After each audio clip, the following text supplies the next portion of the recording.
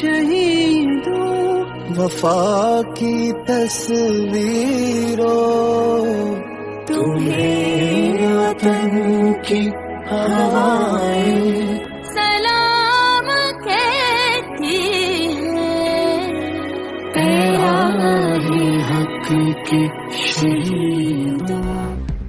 4 اگست یوم شہداء کا آغاز تلاوت قرآن پاک سے کیا گیا اور شہدائے پولیس کے ایصال ثواب کے لیے ایس ایس پی حیدرآباد امجد احمد شیخ صاحب کی جانب سے پولیس ہیڈ کوارٹر میں قرآن خوانی اور خصوصی دعا کی گئی۔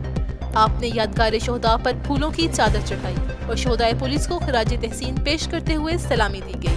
ایس ایس پی حیدرآباد امجد احمد شیخ صاحب نے شہید سب انسپکٹر اختر حسین زیدی اور شہید سب انسپکٹر حسن علی عابدی کی قبر پر جا کر فاتحہ خوانی کی اور شہداء کے بلند درجات اور مغفرت کی دعا کی۔